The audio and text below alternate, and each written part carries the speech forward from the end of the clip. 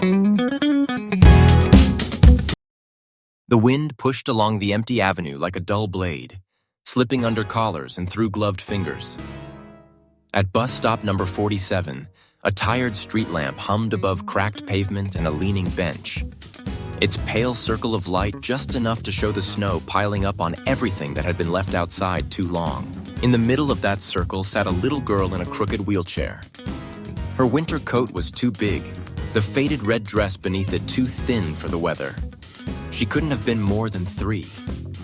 The left wheel bowed outward, tilting her slightly, as if gravity itself had grown careless. Her legs were folded in at an odd angle.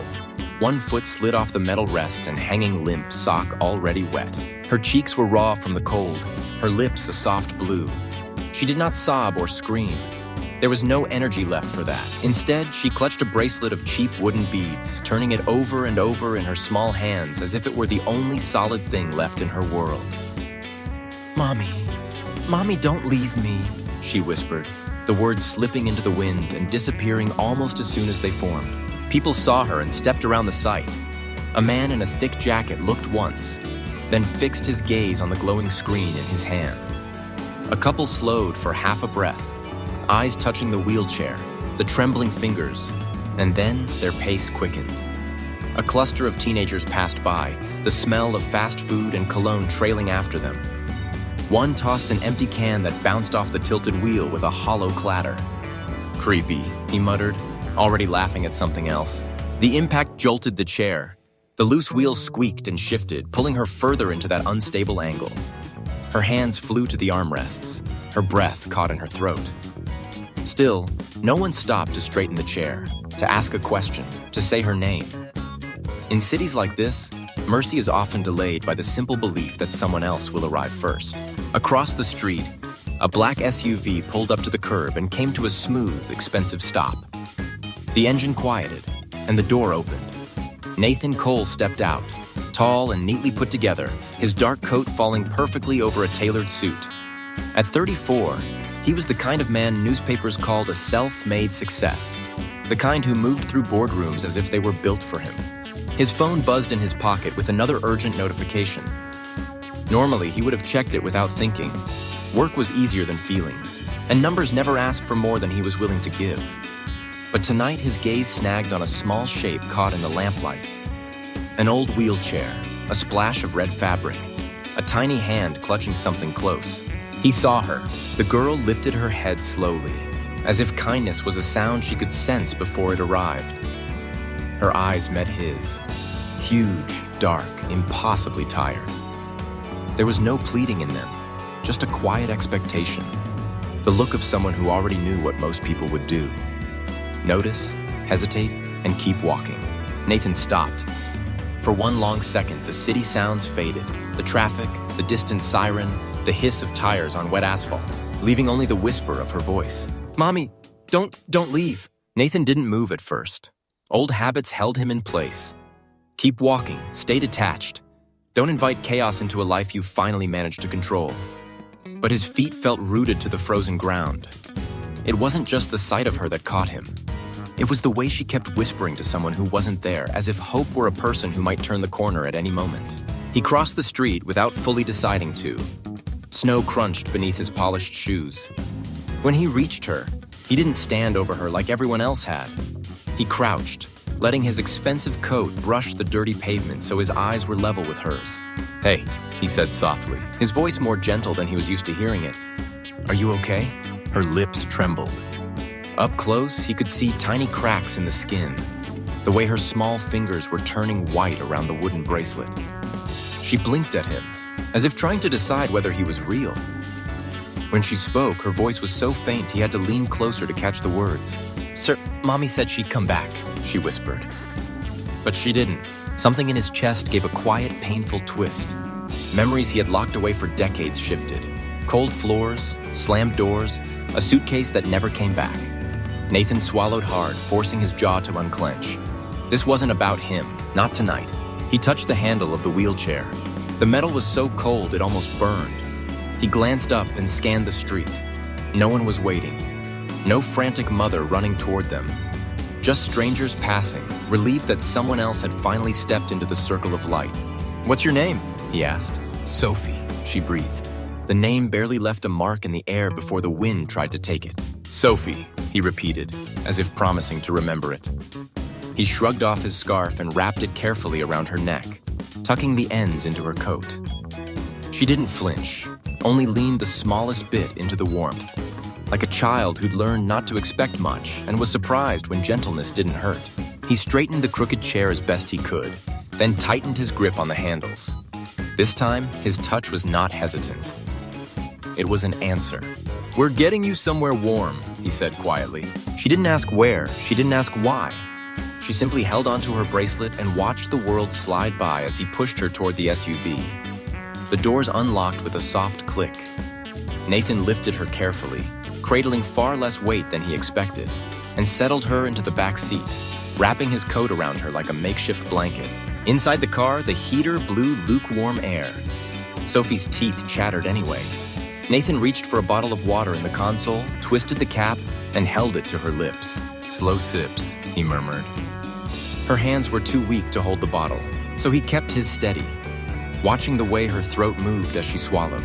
A few minutes later, city lights blurred past the windows as he drove toward the private hospital he normally only visited for executive physicals and discreet checkups. Tonight, the building felt different in his mind. Not a place for routine, but a place where a small life might be pulled back from the edge. Nathan carried her through the sliding glass doors, the smell of antiseptic and coffee washing over them. Nurses at the night desk looked up, eyes widening at the sight of a suited man holding a limp child wrapped in an expensive coat. "How old is she?" one nurse asked, already reaching for a chart. "3, Nathan answered, his voice low but firm. "She's been out in the cold for a long time, and there's something wrong with her legs." They took her from his arms with practiced urgency. Machines beeped, monitors flickered to life, and the small, quiet girl disappeared behind a curtain of blue scrubs in quick hands. Nathan stood just outside the flurry, fingers curled into fists, feeling more useless than he had in years. He was used to signing contracts that moved millions, making decisions that shifted markets. Tonight, all he could do was wait and listen to the soft sound of her name echo in his own head. The hallway outside the examination room felt colder than the winter air had. Nathan stood there with his hands shoved into his pockets, staring at the closed door as if he could will it open through concentration alone. Behind it, voices murmured. Doctors, nurses, the rustle of paper gowns, and the soft beeping of machines. Every now and then, Sophie's small cough slipped through the thin wall and caught at him like a hook. A doctor finally emerged, glasses fogged slightly from moving between warm rooms and cooler corridors.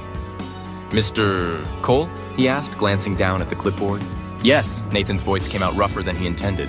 "She has mild hypothermia," the doctor said, businesslike but not unkind. "And early signs of malnutrition. Her joints, especially in the left hip, are inflamed. We suspect developmental hip dysplasia. She'll need imaging, possibly surgery, definitely long-term physical therapy." The words fell between them, heavy and clinical. Somewhere else, they would have been bullet points in a report.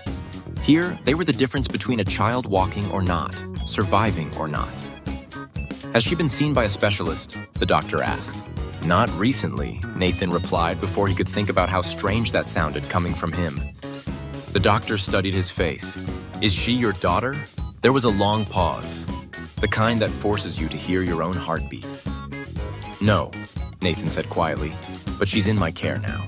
The doctor nodded once, accepting the answer without judging its shape. They brought out forms, consents, authorizations, cost estimates. Nathan took the pen without looking at the numbers.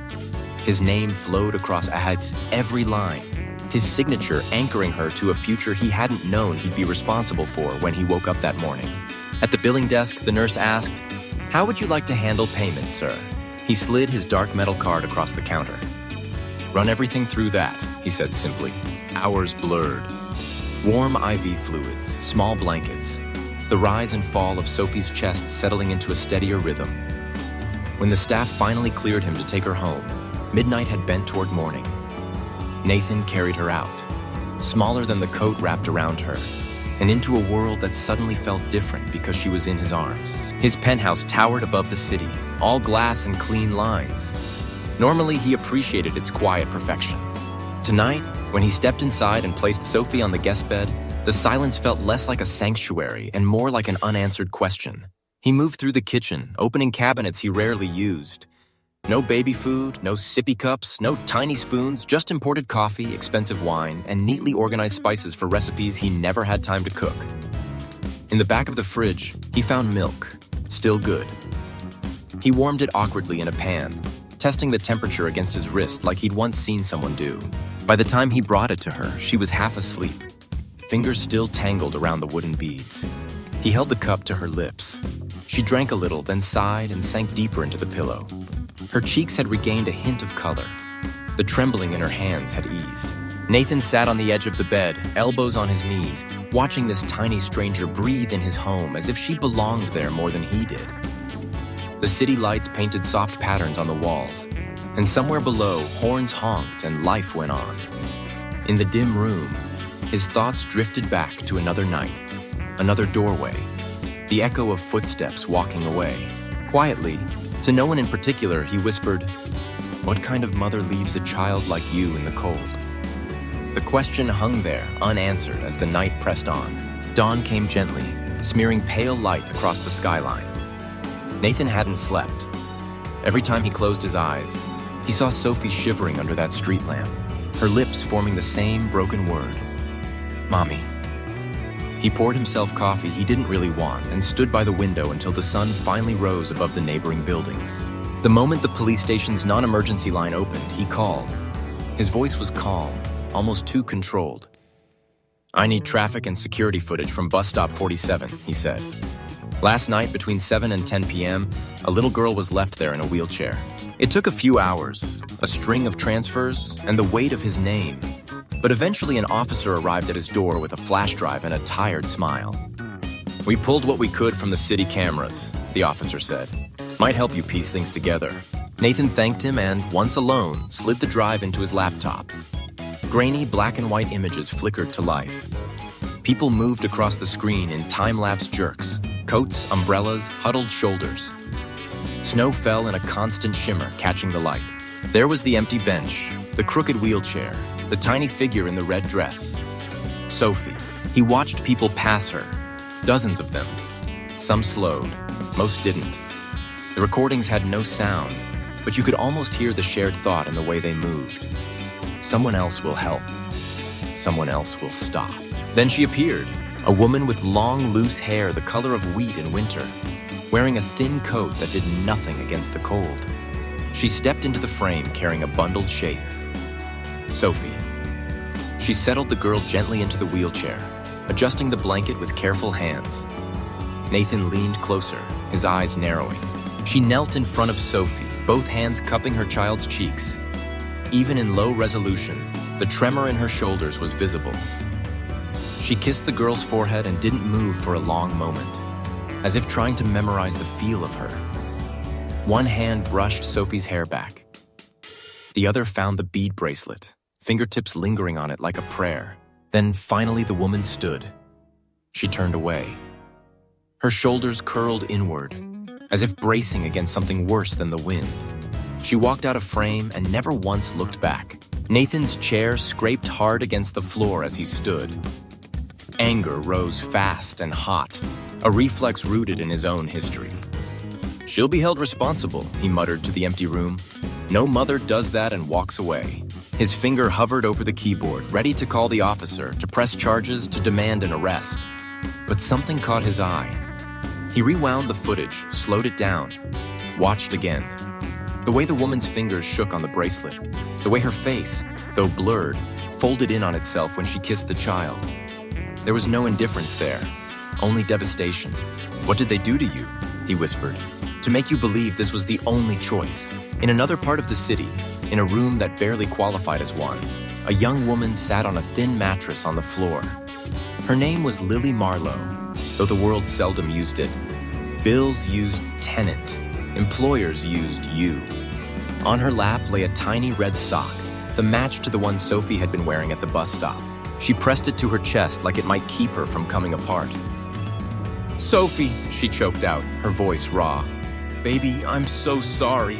Her own childhood rose uninvited, shouting, bottles breaking, the sting of words that never healed. She had promised herself she would be different, that her child would never feel that kind of abandonment. But promises alone had not paid for specialists, or rent notices pinned to the door by hands that never trembled. In the quiet of that broken room, Lily asked herself the same question Nathan had spoken hours earlier, but from the other side of the wound. "What kind of mother leaves her baby?" she whispered. The only answer she had was the one that almost no one believed. The kind who is out of options and still loves her more than her own life. The knock on Nathan's door came just after sunset, sharp and official, cutting through the quiet of the penthouse. Sophie was in the guest room, humming softly to herself, spinning her bracelet between her fingers. Nathan opened the door to find an officer standing there, and behind him, a woman who looked like she'd been walking through winter for years. "Mr. Cole," the officer said, "but this is Lily Marlowe." She stood on the threshold, coat too thin, hair pulled into a loose knot that hadn't quite tamed the stray strands clinging to her damp cheeks. Her eyes were huge, rimmed red like she'd been crying for days and then tried to pretend she hadn't. Her hands shook where they gripped the strap of her worn bag. Nathan's jaw tightened. The image from the video flashed behind his eyes. Her walking away, the empty wheelchair, the snow. "You know you could be arrested," he said, voice like frost. "That little girl you left was minutes from hypothermia." Lily's knees nearly buckled. She steadied herself on the doorframe, fingers white. "Please," she whispered, Is Sophie okay?" The name broke halfway out. "She's alive because someone stopped," Nathan replied. The anger wrapped around each word like barbed wire, but there was something else underneath. An old, unhealed wound echoing against hers. Tears pooled instantly, glittering in the hallway light. Lily closed her eyes for a heartbeat, like she was swallowing back a scream. "I just wanted someone to give her a chance," she breathed. "Someone who could do what I can't." Nathan opened his mouth, 100 accusations ready, most of them borrowed from his own past. But when he really looked at her, the words tangled. Her lips were tinged blue from the cold. Her hands were bare, raw and red. She was trembling, not from guiltless fear, but from the weight of something she'd been carrying too long. He exhaled slowly, almost against his will. Then he shrugged out of his heavy coat and draped it over her shoulders. The gesture startled them both. "Come inside," he said. "You're freezing." So you're freezing. She stared at him, confused. "Why are you being kind to me?" He didn't answer. "Not yet." He stepped aside, and she crossed into the warmth like someone stepping into a world they didn't believe belonged to them. They sat across from each other in the living room, with a low glass table and too much space between them. The city glittered beyond the windows, indifferent. The officer waited near the door, a silent reminder that this wasn't just a private conversation. It was the beginning of a case. "Do you love her?" Nathan asked. The question landed like a stone thrown into deep water. Lily blinked, her lips parting as if she'd forgotten how to form words. Then her hand moved slowly inside Nathan's coat, fumbling in an inner pocket. When it emerged, she was holding Sophie's bracelet, the twin to the one around the little girl's wrist. The beads were worn smooth from being held too often. "She's everything," Lily said, and the dam finally broke. She slid off the couch and sank to her knees on the polished floor, fingers clenching the bracelet so tightly her knuckles blanched. "She's the only good thing I've ever done." Words tumbled out of her in ragged bursts. The man who'd left when she got pregnant. The jobs that vanished when she asked for time off. The letters of denial from agencies whose logos still burned in her mind. The medical bills that stacked up like a wall she couldn't climb. The nights she'd held Sophie while the little girl cried in pain, and all Lily could offer was cheap painkiller and whispered apologies. "I couldn't feed her," she choked. "I couldn't fix her legs. I watched her hurt, and I had nothing left to sell but my own heart. So She pressed the bracelet to her chest. "I thought if someone like you found her, someone with money, with warmth, with anything, she'd live. I never stopped loving her. I just stopped believing I was enough." Nathan listened, every sentence scraping past his own ghosts. He remembered a hallway, a suitcase, the sight of his mother's back as she walked away without turning. No explanation, no bracelet, no letters left behind. Just absence. You didn't walk away because you didn't care, he said quietly. You ran because you were broken. Outside, the officer shifted. She's under temporary protective care, he reminded Nathan. There will be an investigation. Child Protective Services, psychological evaluations, home checks. This isn't over. Nathan turned back to Lily. They won't let you see her right away, he said gently. You'll have to prove you're stable enough. Show them you can keep her safe. Lily wiped her face with the heel of her hand, breathing hard. I'll do anything, she whispered.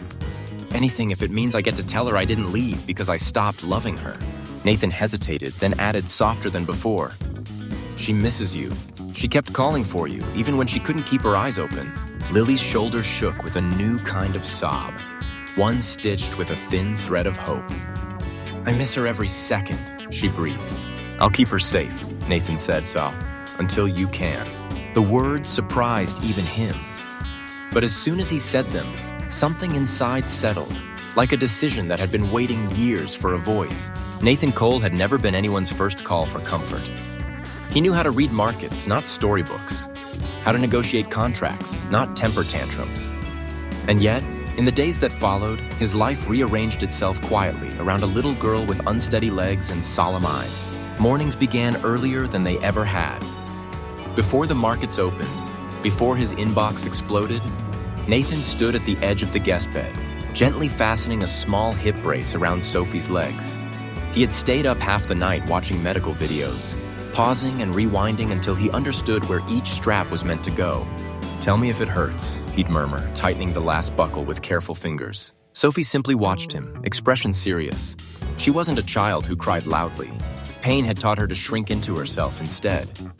But when he lifted her foot and moved her legs slowly through the motions the physical therapist had shown him, she reached out and caught the sleeve of his sweater, holding on like he was the one steady thing in a spinning world. The first time he tried to cook for her, he burned an entire pot of carrot soup.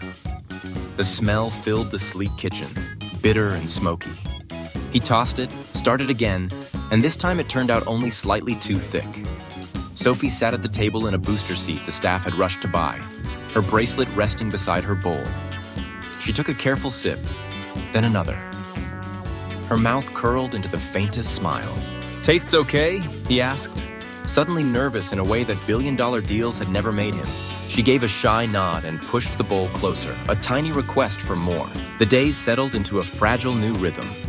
Hospital checkups, therapy appointments, late-night fevers that sent Nathan pacing the hallway with her warm little body pressed against his chest.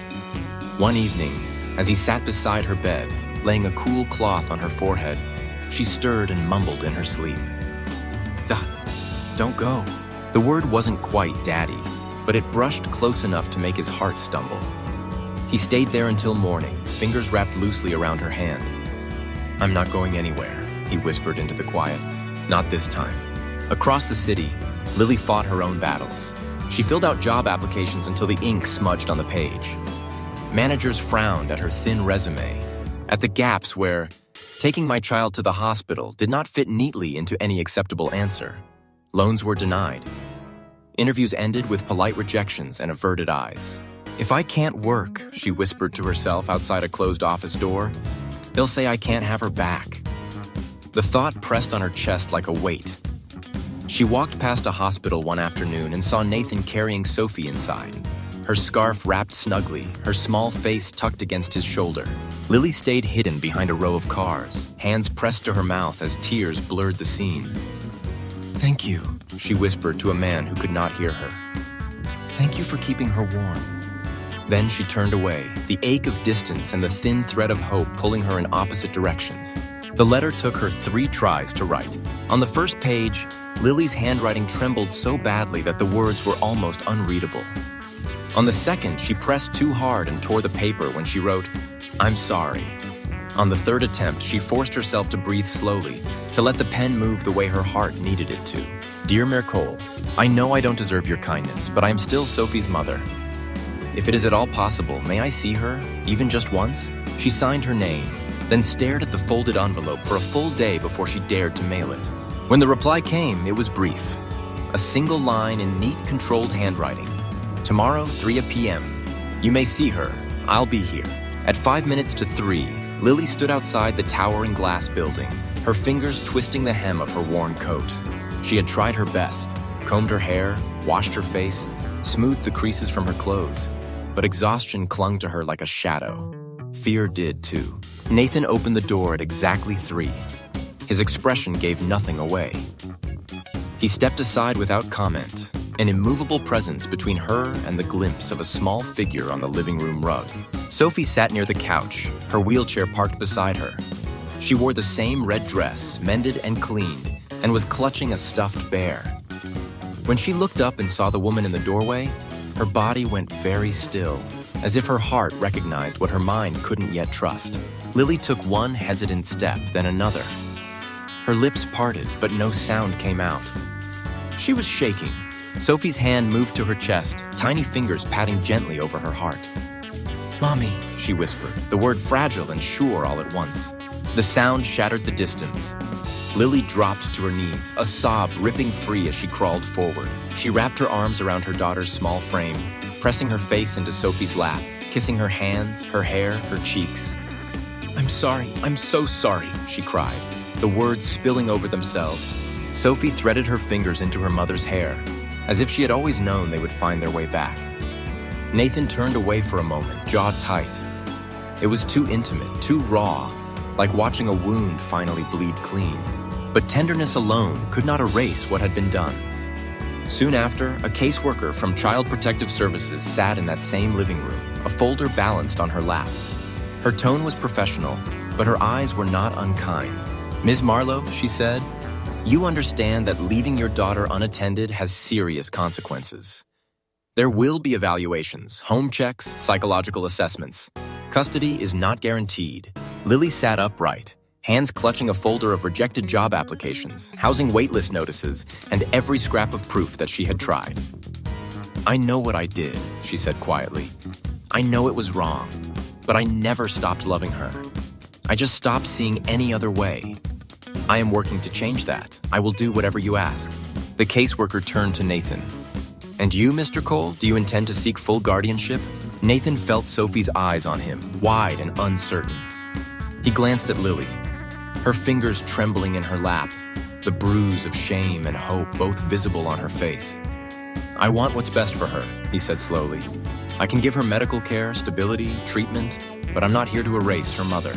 He drew in a breath, making a choice in that pause. "If it's possible, I'd rather we do this together." Sophie, listening in her quiet way, dragged herself closer on the rug. She placed one small hand in Nathan's, the other in Lily's. "Please," she whispered, "no more sad." The room fell still. Between their joined hands, something fragile but real began to take shape. An agreement not signed on paper, but written in the simple trust of a child who wanted both of her worlds to stay. What began as a temporary arrangement slowly turned into a life with its own patterns, its own strange comfort. There were still meetings with caseworkers and court dates marked on cluttered calendars. There were still forms to fill out and questions to answer. But in the spaces between those obligations, something softer unfolded. Every afternoon, Nathan came home earlier than he used to. His assistant had learned to end meetings with, "Mr. Baum needs to leave by 4, and no one dared argue. By then, the coffee in his travel mug had been replaced with the scent of home-cooked meals and child-safe cleaning products. In the living room, a corner had been transformed into a little therapy zone. A mat on the floor, colorful bands for stretching, a chart on the wall with hand-drawn stars Sophie had insisted on decorating herself. Lily sat on the floor beside her daughter, counting out gentle movements in a soothing voice. 1, 2, 3, slow, remember? Nathan knelt opposite her, supporting Sophie's leg with both hands. "She's tougher than she looks," he said one afternoon, sweat beading at his temple as he guided another careful stretch. "She's also 3, Lily replied, a hint of dry humor in her tone. "Her body needs time, so do we." He smirked, then adjusted his grip as she'd shown him, surprising himself with how closely he followed her instructions. Sophie watched them both, eyes flicking between their faces. When she wobbled or winced, 2 sets of hands were there to steady her. It wasn't just Nathan learning. Lily found herself absorbing pieces of his world too. When hospital bills arrived or treatment plans needed navigating, he sat with her at the kitchen table explaining what each line meant, how insurance worked, what options they had. "You don't have to understand all of this at once," he told her one evening, when she stared at the paperwork as if it were written in another language. "Just know you're not alone with it anymore." Sometimes, late at night when Sophie was asleep, their conversations wandered unexpectedly. Standing side by side at the sink, rinsing dishes, Lily asked almost casually, "Did anyone ever do this for you? When you were a kid?" Nathan hesitated, fingers lingering on the rim of a plate. "No," he said finally. "When my mother left, people assumed my father could handle things. He handled the bills, he handled appearances, feelings were extra." Lily dried the plate slowly. "I'm sorry," she murmured. He shrugged, but the gesture didn't quite reach his eyes. "I used to think the only way to survive was to never need anyone." Then Sophie looked at me like I was the only person between her and the dark. And suddenly, that didn't feel like strength anymore, just loneliness. On the rooftop garden one evening, the 3 of them sat on a blanket under a sky washed in orange and pink. Sophie rested between them, legs stretched out, pointing excitedly at a passing airplane. "Do you ever get scared this will all disappear?" Lily asked quietly, watching her daughter's face glow in the fading light. Nathan thought of shareholders, market crashes, accidents you never see coming. "All the time," he admitted. "But for the first time, I'm scared of losing something that has nothing to do with numbers." Lily's hand toyed with the edge of the blanket. "I never imagined someone would step into the mess of my life and not immediately try to back out.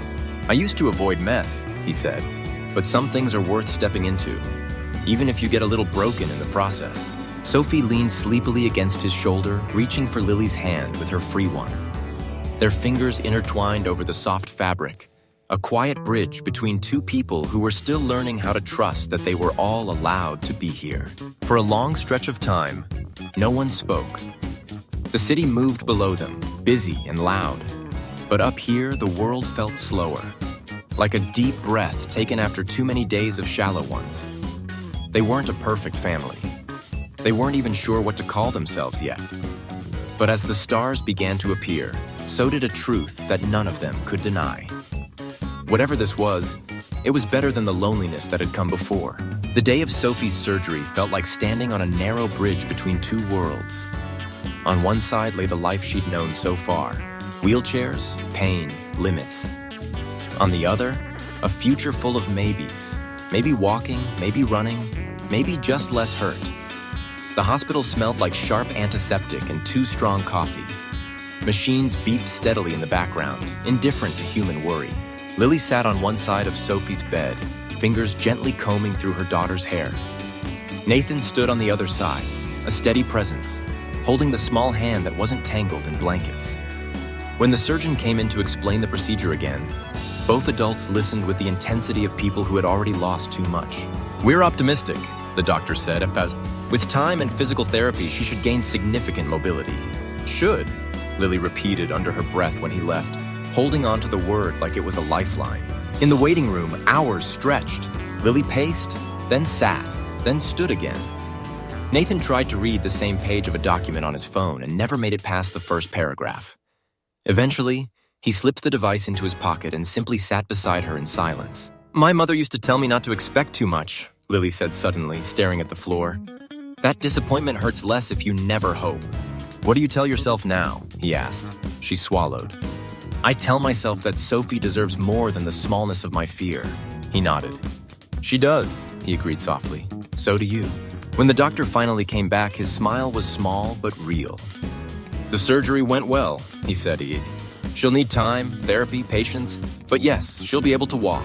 The first time Sophie stood between the metal bars of the rehab center, her legs shook like saplings in a storm.